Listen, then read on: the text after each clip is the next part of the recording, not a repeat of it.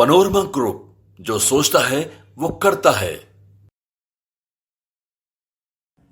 INDIA गठबंधन में चल रही मीटिंग्स और जो चर्चाएं हैं उससे अपने आप को दूर रखने वाले नीतीश कुमार आखिर लेफ्ट के दलों से इतनी नज़दीकियां क्यों बढ़ा रहे हैं, ये बात हम लगातार कई दिनों से आप तक पहुंचा रहे हैं और इसके पीछे की रणनीति और राजनीति धीरे धीरे अब खुल करके सामने आने लगी है। आपको बता दें कि पिछले दिनों राष्ट्रीय जनता दल और कांग्रेस की बैठक हुई थी जिसमें लेफ्ट के दल भी शामिल हुए थे। सीट शेयरिंग को लेकर के जो चर्चाएं चल रही थी और ख़ास करके बिहार की बात करें तो बिहार के लिए जिस तरह से सीट शेयरिंग का समझौता सामने आ रहा था उसे लेकर के कई तरह की चर्चाएं थी। पहली चर्चा तो ये थी कि नीतीश कुमार ने 17 सीटें क्लियर कर दी हैं कि 17 सीटों पर वो कोई समझौता नहीं करेंगे, बाकी की जो 23 सीटें बचती हैं उसमें राष्ट्रीय जनता दल चाहे जिसे दे, कांग्रेस चाहे जिसे दे या जितनी सीटें अपने पास रखे, उन्हें कोई लेना देना नहीं है।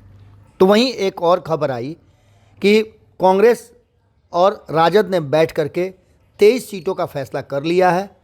23 सीटों के साथ साथ जो आगे की रणनीति है उसमें अन्य दलों को जोड़ करके अगर देखा जाए तो 27 सीट, कुल 10 सीटें कांग्रेस और 17 सीटें राष्ट्रीय जनता दल अपने पास रख करके बाकी की 13 सीटें छोड़ने को तैयार हैं, जिस पर जनता दल यूनाइटेड जैसे चाहे वैसे अपनी स्थिति स्पष्ट कर सकता है। इन सारी बातों के सामने आने के बाद केसी त्यागी बाहर आते हैं और केसी त्यागी के बाहर आने के बाद जो होता है, जिस तरह के बयान आते हैं, वो सब हमने आपको बता दिया है। लेकिन अब नीतीश कुमार का जो लेफ्ट प्रेम है वो खुल करके सामने आ गया है।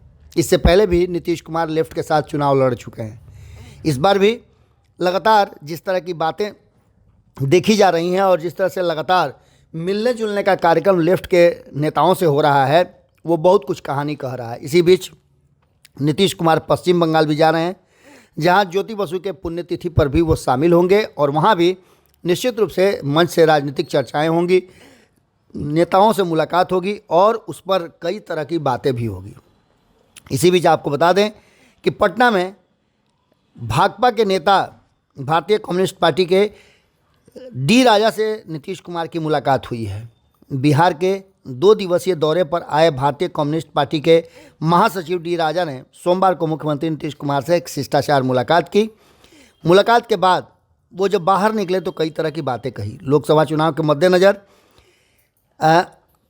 INDIA गठबंधन में सीट शेयरिंग के समझौते पर चल रही बातचीत के बीच इस मुलाकात को काफ़ी महत्वपूर्ण माना जा रहा है। नीतीश कुमार और डी राजा के बीच इस मुलाकात की पुष्टि भी हो गई है और डी राजा ने मीडिया से बातचीत करते हुए कई तरह की बातें भी कही है। भारतीय कम्युनिस्ट पार्टी के महासचिव डी राजा ने सोमवार को वामपंथ के समक्ष राजनीतिक चुनौतियां विषय पर संगोष्ठी में भाग लिया और संबोधित करते हुए उन्होंने कई तरह की बातें कही। कहा कि आज देश में फासीवादी ताकतें जिस तरह से राजनीतिक चुनौतियां पेश कर रही हैं उसमें वामपंथी विचारधारा और महत्वपूर्ण हो गई है। आज सबसे बड़ी चुनौती सांप्रदायिक व फासीवादी ताकतों को सत्ता से दूर हटाना है। इस बात को लेकर के उन्होंने कई बार नरेंद्र मोदी पर टारगेट भी किया और कहा कि आज तक प्रधानमंत्री नरेंद्र मोदी कहते रहे हैं कि भारत तीसरी सबसे बड़ी अर्थव्यवस्था बनेगी। राम मंदिर चुनावी मुद्दा बना दिया गया है, इस चुनौती के लिए हमें तैयार रहना होगा।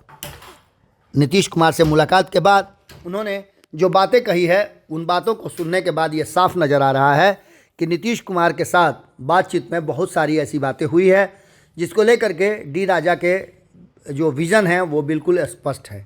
अब आगे क्या गुल खिलाएगा इन दोनों नेताओं की मुलाकात, वो देखना बड़ा ही दिलचस्प होगा। एक तरफ जहां अलग अलग बैठकें हो रही हैं वहीं नीतीश कुमार बहुत कम लोगों से मिल रहे हैं, उसमें डी राजा और लेफ्ट से के नेताओं से मुलाकात कुछ अलग इशारा जरूर कर रही है। जुड़े रहिए भारत लाइव के साथ। बहुत बहुत धन्यवाद। पनोरमा ग्रुप, जो सोचता है वो करता है। अगर ये वीडियो पसंद आई और वह बिहार के राजनीति और बिहारियत से सरोकार रखेनी तो सब्सक्राइब बटन दबा के चैनल के सब्सक्राइब कर ली।